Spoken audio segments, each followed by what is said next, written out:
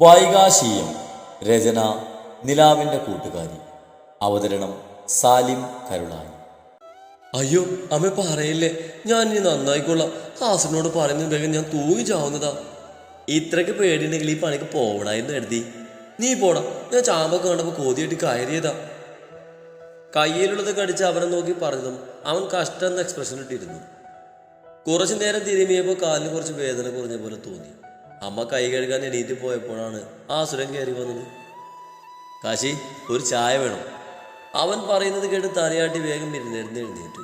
ചെറിയ വേദന തോന്നിയെങ്കിലും കാര്യമാക്കാതെ കിച്ചണിലേക്ക് പോയി ഫ്ലാസ്കിലാക്കി വെച്ച ചായ കപ്പിലേക്ക് പകർന്നു. ചായയും കൊണ്ട് ഞൊണ്ടി ഞൊണ്ടി വരുന്നവളെ കണ്ടതും ദക്ഷന്റെ മുഖം ചുളിഞ്ഞു. നിന്റെ കാലിനെന്താ? അതൊന്നുമില്ല. ആ സുരന്റെ ചോദ്യം കേട്ടതും പെട്ടെന്ന് എന്ത് പറയണമെന്ന് അറിയാതെ ഉഴറി. പിന്നെ നീ എന്തിങ്ങനെ നടക്കുന്നേ? അതോ, അത് ഞാൻ പറയാ ചേട്ടാ, എടുത്തൊന്ന് വീണതാ. പാച്ചു പറഞ്ഞത് കേട്ട് ദയനീയതയോടെ അവനെ നോക്കി വേണ്ടെന്ന് തലയാട്ടി. വീഴ്? എവിടെ? ഏട്ടത് സ്റ്റെയർ ഇറങ്ങിയപ്പോൾ കാലൊന്നും മടക്കി ചവിട്ടി വീണു. കാലിന് നല്ല വേദന ഉണ്ടായിരുന്നു. ലച്ചും അപ്പോൾ കുഴമ്പിട്ട് കൊടുത്ത് പോയതേ ഉള്ളൂ. പാച്ചു പറഞ്ഞത് കേട്ട് അസുരൻ കാപ്പി കുടിച്ച് തന്നെ ഒന്ന് നോക്കിയതും അതേ എന്ന ഭാവത്തിൽ ഞാനും നിന്നു. ഹോസ്പിറ്റലിൽ പോണോ? വേണ്ട. ഓക്കെ. അത് പറഞ്ഞ് കാലിക്കാപ്പ് കയ്യിൽ തന്നവൻ മുകളിലേക്ക് കയറിപ്പോയതും വാ പൊളിച്ചവൻ പോകുന്നത് നോക്കി നിന്നു. ഏട്ടത്തെ സ്വപ്നം കാണണോ? ഡാ, ആ പോയതിൻ്റെ ഏട്ടൻ തന്നെയല്ലേ? അതേലോ, എന്തു പറ്റി? അവൻ എന്നോട് ഹോസ്പിറ്റലിൽ പോകണമെന്ന് ചോദിച്ചു. ദൈവമേ, അവൻ്റെ തലക്കാലിൽ അടിച്ചോ? അതിനിപ്പോ എന്താ? ഈ ഏടത്തേക്ക് എന്തേ പറ്റിയേ? എന്തൊക്കെ ഈ പറയുന്നേ? ഏട്ടനാരടിച്ചേ? അതൊന്നുമില്ല. നിനക്ക് പഠിക്കാനൊന്നുമില്ലേ? ഓ, തുടങ്ങി. ഞാൻ പോവാ. അതും പറഞ്ഞ് പാച ചവിട്ടി കുലുക്കി പോയി. രാവിലെ എണീറ്റപ്പോൾ വേദനയൊക്കെ മാറിയിരുന്നു. രാത്രി വേദന കൂടിയപ്പോൾ ലക്ഷ്മിയമ്മ ആസുരനെ കൊണ്ട് കാലൊഴിച്ചതും വേദന കൊണ്ട് സ്വർഗം കണ്ടിരുന്നു. ഒരു നിമിഷം അവൻ തന്നോടുള്ള ദേഷ്യമൊക്കെ എൻ്റെ കാലിൽ തീർത്തോന്ന് വരെ തോന്നിപ്പോയി. ആ ഉരുക്ക് കൈ കൊണ്ട് തിരുമിയിട്ടാണെന്ന് തോന്നുന്നു. വേദനയൊക്കെ പമ്പ കടന്നിട്ടുണ്ട്. ഇവനെ വെച്ചൊരു ഇടിച്ചിൽ സ്ഥാപനം തുടങ്ങിയ നല്ല ലാഭമാകും. അങ്ങനെ ഓരോന്ന് ആലോചിച്ച് അവളുടെ ചായയുമായി മുറിയിലേക്ക് വന്നതും അവൻ കുഞ്ഞിനെയും എടുത്ത് ബാൽക്കണിയിൽ നിൽക്കുന്നതാണ് കണ്ടത്. ഇടക്കാരുടെ ഫോണിൽ സംസാരിക്കുന്നുണ്ട്. ദക്ഷ താടി പഠിച്ചതിൽ സങ്കടം കുഞ്ഞനാണ്. കാരണം ദക്ഷ അവനെ എപ്പോൾ എടുത്താലും ആൾ അതിൽ കുഞ്ഞു കൈ കൊണ്ട് മുറുകെ പിടിച്ച് വലിച്ച് കളിച്ചിരിക്കുകയായിരുന്നു.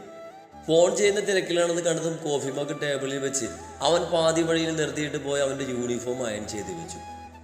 ഏയ്, നീ എന്തേ ചെയ്യുന്നേ? ഇങ്ങോട്ട് മാറിയേ. ഇവൻ എങ്ങനെയൊന്ന് നന്നാക്കി എടുക്കുന്ന ആലോചിച്ച് അയൺ ചെയ്യുമ്പോൾ പിന്നെയൊന്നും പെട്ടെന്ന് അവൻ്റെ ശബ്ദം കേട്ടത് ഞെട്ടിപ്പോയിരുന്നു. ഇവൻ്റെ കണ്ണില് ദൈവേ, കണ്ടൂടെ ഞാൻ അയൺ ചെയ്യുന്നത്? പിന്നെന്തിനാ ഞാൻ എന്താ ചെയ്യുന്നതെന്ന് ചോദിക്കുന്നേ? കാശി, നിന്നോടാ പറഞ്ഞ് മാറാൻ. ഇല്ലെങ്കിലോ? നിങ്ങൾ പറഞ്ഞ സ്ഥിതിക്ക് ഇത് ഞാൻ തന്നെ ചെയ്യും. എൻ്റെ കാര്യങ്ങൾ ചെയ്യാൻ എനിക്കറിയാം. അതിനൊരുത്തിനെയും ആവശ്യമില്ല. അവൻ പറഞ്ഞത് കേട്ട് ദേഷ്യം വന്നത് കൊണ്ട് വിട്ടുകൊടുക്കാൻ തയ്യാറല്ലായിരുന്നു. എന്ത് ചെയ്യാനാ? വാശിയുടെ കാര്യത്തിൽ ഇത്രയും മുന്നോട്ടാണേ. ഞാൻ അന്യൊന്നല്ലല്ലോ, ഒന്നില്ലേ നിന്റെ ഭാര്യയല്ലേ? അപ്പൊ ഇതൊക്കെ എൻ്റെ കടമയല്ലേ? ചുമ്മാ അവനെ ദേഷ്യം പിടിപ്പിക്കാൻ വേണ്ടി പറഞ്ഞു. ആ മുഖം ചുവന്ന് കയറുന്നത് കാണാൻ തന്നെ ചെയ്യലുണ്ട്. ദൈവമേ, എടുത്തിട്ട് അടിക്കാൻ ഞാൻ മതിയായിരുന്നു. ഞാൻ കെട്ടിയെന്ന് കരുതി ഭാര്യ എന്നുള്ള അവകാശം കൊണ്ട് എൻ്റെ അടുത്തേക്ക് വരണ്ട. പിന്നെ നിന്റെ അടുത്തേക്കല്ലാതെ വേറെ പലരുടെ അടുത്തേക്ക് പോകാൻ പറ്റുമോ? ഏയ്, വല്ലാതെ ഒച്ചയിടണ്ട. കുഞ്ഞിപ്പോൾ തന്നെ പേടിച്ച്. പിന്നെ ദാ ചായ കൊണ്ട് വെച്ചിട്ടുണ്ട്, വേണേ കുടിച്ചോ. ഇനി തണുത്തൊന്നും പോയി പറഞ്ഞാൽ ഞാൻ വേറെ കൊണ്ടുവരില്ല. അതും പറഞ്ഞ് ഡ്രസ്സ് അയൺ ചെയ്ത് വെച്ച് കുഞ്ഞിനെയും എടുത്ത് വേഗം താഴേക്ക് ഓടി. റൂമിന് വെളിയിലെത്തിയതും അതുവരെ പിടിച്ചു വെച്ച ശ്വാസം മാഞ്ഞു വലിച്ചു വിട്ടു. എന്റെ കൃഷ്ണ, നീ കാത്തു. ഇല്ല, ഇപ്പൊ പാടായേനെ. എന്താണ് കുഞ്ഞ നോക്കുന്നേ? നിന്റെ അച്ഛനെ ഒരു കൊമ്പ് കൂടുതലാ. നമുക്കത് വൈകാതെ മുറിച്ചു മാറ്റാമേ. കുഞ്ഞിനെ പൊക്കി പിടിച്ച് ഉണ്ണിവയറിൽ മുഖമിട്ട് രസി പറഞ്ഞതും ആ കുഞ്ഞു പൊട്ടിച്ചിരി അവിടെ മാകം മുഴങ്ങി. രാത്രി 12 മണിയായിട്ടും മാസുരൻ ഇനിയും വീട്ടിലേക്ക് വന്നിട്ടില്ല. ലക്ഷ്മിയമ്മ അവനെ കാത്തിരിക്കുന്നത് കണ്ടപ്പോൾ പോയി കിടക്കാൻ പറഞ്ഞു വിട്ടു. അവനെ നോക്കിയിരിക്കാൻ തുടങ്ങിയിട്ട് മണിക്കൂറുകളായി. ഇവിടുന്ന് എവിടെ പോയി കിടക്കാനെന്തോ. മാറോട് ചേർന്നുറങ്ങുന്ന കുഞ്ഞിനെ ഒന്ന് നോക്കി 2 വട്ടം കൊണ്ടുപോയി കിടത്തിയതാണ്. കിടത്തിയ പാടെ കരഞ്ഞെണീറ്റ് വന്നു. വീണ്ടും മോനെ കൊണ്ടുപോയി കിടത്താൻ നേരത്താണ് അവൻ്റെ വണ്ടി വരുന്ന ശബ്ദം കേട്ടത്. എല്ലാവരും ഉറങ്ങിക്കാണുന്ന കയറി സീറ്റോട്ടിലേക്ക് കയറിയ ദക്ഷ് പെട്ടെന്ന് ഡോറ് തുറന്ന് മുന്നിൽ നിൽക്കുന്നവളെ കണ്ട അത്ഭുതം തോന്നി. ഒരു നിമിഷം അവൻ്റെ ഉള്ളിലേക്ക് മിത്രയുടെ മുഖം കടന്നു വന്നതും അവൻ കണ്ണുകൾ ഇറുകിയടച്ച് മുന്നിൽ ദേഷ്യത്തിൽ നിൽക്കുന്നവളെന്ന് നോക്കി. ടോ! പെട്ടെന്ന് അവൻ വാപത്തി പിടിച്ചതും അവൾ കണ്ണു തള്ളി അവനെ നോക്കി. അവളുടെ കണ്ണുകൾ അപ്പോഴും മുറിഞ്ഞിരിക്കുന്ന അവൻ്റെ ഇടത്തെ കൈപ്പത്തിയിലായിരുന്നു. ഒച്ച വെച്ച് എല്ലാവരും അറിയിക്കാതെ. ഇതെന്താ പറ്റിയേ? ഇതൊരു ചെറിയ മുറിവാ. വേദന ഉണ്ടോ? ഇല്ല. അതും പറഞ്ഞ് അവളെ മൈൻഡ് ചെയ്യാതെ ദക്ഷ വേഗം മുകളിലേക്ക് കയറിപ്പോയി. വേദനല്ലേ? ഇവൻ നീ മനുഷ്യനല്ലേ? അതെ. ഭക്ഷണം വേണ്ടേ? വേണ്ട. അത് പറഞ്ഞ് ദക്ഷ മുകളിലേക്ക് പോയതും മെയിൻ ഡോർ ലോക്ക് ചെയ്ത് കുഞ്ഞിനെയും കൊണ്ട് മുകളിലേക്ക് നടന്നു. റൂമിലെത്തുമ്പോൾ ദക്ഷ അവിടെ ഇല്ലായിരുന്നു. ബാത്റൂമിൽ നിന്നും വെള്ളം വീഴുന്ന ശബ്ദം കേട്ടതും മനസ്സിലായി അതിൻ്റെ ഉള്ളിലുണ്ടെന്ന്. കുഞ്ഞിനെ ബെഡിലേക്ക് കിടത്തി പൊതിച്ചു കൊടുത്ത് താഴേക്ക് പോയി അവനെടുത്ത് വെച്ച ഭക്ഷണം ഫ്രിഡ്ജിലേക്ക് വെച്ചു. ലൈറ്റ് എല്ലാം അടച്ച് റൂമിലേക്ക് വരുമ്പോൾ ആള് ബാത്റൂമിൽ നിന്ന് ഇറങ്ങി വന്ന് കയ്യിൽ മരുന്ന് പുരട്ടി ബാൻഡേജ് ഒട്ടിക്കുകയായിരുന്നു. താൻ നോക്കുന്നത് കണ്ടിട്ടും കാണാത്ത പോലെ ഫസ്റ്റ് എയ്ഡ് ബോക്സ് തിരികെ സെൽഫിൽ വെച്ച് ബെഡിൽ കയറി കുഞ്ഞിനെയും ചേർത്ത് പിടിച്ച് കിടന്നിരുന്നു. ജാട. ബാത്റൂമിൽ പോയി ഫ്രഷായി വന്നപ്പോഴേക്കും അമ്പൂട്ടിനെയും പൊതിഞ്ഞു പിടിച്ച് ദക്ഷ ഉറങ്ങിയിരുന്നു. മുടിയെല്ലാം വാരി പിടിച്ച് മുകളിലേക്ക് കെട്ടിവെച്ച് ഇരുവരെയും പുതപ്പെടുത്ത് പുതപ്പിച്ച് പിന്നെ ആ കുഞ്ഞു നെറ്റിയിലൊന്ന് അമർത്തി മുത്തി. എന്നിട്ട് ലൈറ്റ് ഓഫ് ചെയ്ത് ഡ്രിം ലൈറ്റ് ഓൺ ചെയ്ത് ബെഡിന്റെ മാറ് സൈഡിൽ പോയി കിടന്നു. ഡ്രിം ലൈറ്റിന്റെ അരണ്ട വെളിച്ചത്തിൽ സുഖമായി ഉറങ്ങുന്ന ഇരുവരെയും വെറുതെ നോക്കിക്കിടന്നു. പിന്നെ കുഞ്ഞിനോട് ചേർന്ന് കിടന്ന് ആ കുഞ്ഞിക്കൈയെടുത്ത് തന്നെ നെഞ്ചോട് ചേർത്ത് പിടിച്ചെപ്പോഴും അവൾ നിദ്രയെ പുലുക്കി. പിറ്റേന്ന് രാവിലെ പതിവ് പോലെ ജോലിക്ക് പോകാൻ വേണ്ടി റെഡിയായി ഷെൽഫിലെന്തോ തിരിയുകയാണ് ദക്ഷി. അവസാനം വെറുതെ കാശിയുടെ ഷെൽഫിൽ കൂടി നോക്കിയതും പെട്ടെന്നാണ് തുണികൾക്കിടയിൽ ആ വെഡിങ് ഇൻവെസ്റ്റിഗേഷൻ കാർഡ് അവന്റെ ശ്രദ്ധയിൽപ്പെട്ടത്. ഇതെങ്ങനെ ഇവൾക്ക് കിട്ടി? ഹർഷൻ വെഡ്സ് വർഷ എന്ന് എഴുതിയത് കണ്ട് അവനത് സംശയത്തോടെ തിരിച്ചും മറിച്ചും നോക്കി. പിന്നെ അടുത്ത് വരുന്ന പോലീസിന്റെ താളം കേട്ടതും അത് തുണികൾക്കിടയിലേക്ക് തന്നെ വെച്ച് ഒന്നും അറിയാത്ത പോലെ തനിക്ക് ആവശ്യമായ സാധനം കിട്ടിയതും അതുമെടുത്ത് തിരിഞ്ഞപ്പോഴാണ് കയ്യിലൊരു കപ്പും പിടിച്ച് അവൻ റൂമിലേക്ക് കയറി വന്നത്. എനിക്കിപ്പോൾ കാപ്പി വേണ്ട, തിരികെ കൊണ്ടുപോകോ. കപ്പ് ടേബിളിലേക്ക് വെക്കാൻ പോകുന്നവളെ കണ്ട് അവൻ പറഞ്ഞു. എന്നാൽ അവൻ പറഞ്ഞത് കേട്ടിട്ടും കാശി മൈൻഡ് ചെയ്യാതെ കയ്യിലുള്ള കപ്പ് ടേബിളിൽ വെച്ച് താഴേക്ക് പോയി. അഹങ്കാരി. അവൾ പോയ വഴിയെ നോക്കി പതിയെ പറഞ്ഞുകൊണ്ട് അവൻ ആ കപ്പ് കയ്യിലെടുത്ത് കാപ്പി സിപ്പ് ചെയ്തു. വാതിലിന്റെ മറവിൽ കൂടി ഇത് കണ്ട കാശിയിൽ ഒരു പുഞ്ചിരി വിരിഞ്ഞു. വാതിലിന്റെ അടുത്ത് അനക്കം കേട്ട് തിരിഞ്ഞു നോക്കിയ ദക്ഷ് തന്നെ നോക്കി നിൽക്കുന്ന കാശിയെ കണ്ടെന്ന് അമ്പരുന്നു. എന്താടി, നീ പോയില്ലേ? അവളെ കണ്ടപ്പോൾ തോന്നിയ ജാളിതം മറക്കാനെന്ന വണ്ണം അവൻ ഗൗരവത്തിൽ ചോദിച്ചു. പോയെങ്കിൽ ഇവിടെ നിൽക്കില്ലല്ലോ. കുടിച്ചു കഴിഞ്ഞെങ്കിൽ ആ കപ്പ് തന്നിരുന്നെങ്കിൽ എനിക്ക് താഴേക്ക് പോകായിരുന്നു. അല്ല, നീയല്ലേ ഇപ്പൊ കാപ്പി വേണ്ടെന്ന് പറഞ്ഞത്?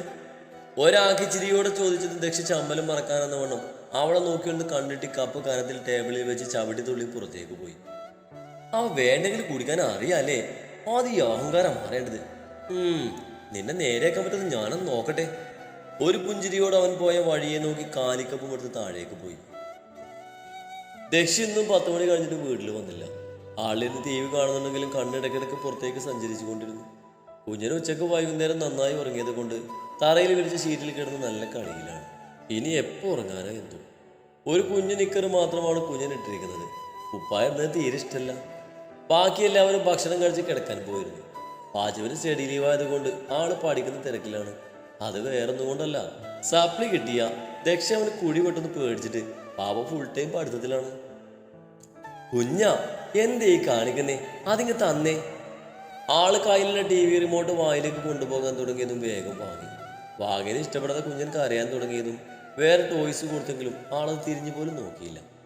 ഇപ്പൊ ഇങ്ങനെയാണ്, എന്ത് കിട്ടിയാലും വായിലേക്ക് കൊണ്ടുപോകും. പൊതുവെ പല്ല് വരുമ്പോഴാണ് കുട്ടികൾക്ക് എന്ത് കിട്ടിയാലും വായിലേക്ക് കൊണ്ടുപോകുന്ന ടെൻഡൻസി ഉണ്ടാവുക.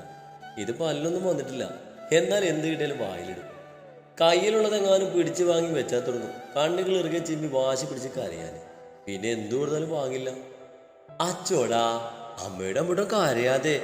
അത് ഈ ചീച്ചിയല്ലേ കുഞ്ഞ, നമുക്ക് പേരെടുക്കാട്ടോ. കരച്ചിൽ കുറയുന്നില്ലെന്ന് കണ്ടതും എടുത്ത് തോളിലിട്ടു. കുറച്ചു നേരം നടന്നു. കുറച്ച് നടന്നപ്പോഴേക്കും ആളുടെ ശ്രദ്ധ മാറിയതും കരച്ചിൽ നേരത്ത് വന്നിരുന്നു. അപ്പോഴേക്കും അമ്മയും വന്നിരുന്നു. നിങ്ങൾ ഇനിയും കിടന്നില്ല മോളെ? ഇല്ലമ്മേ, ദക്ഷിണയും വന്നിട്ടില്ല. ഇവൻ ഈ പാതിരാത്രി വഴി എന്താ പണി?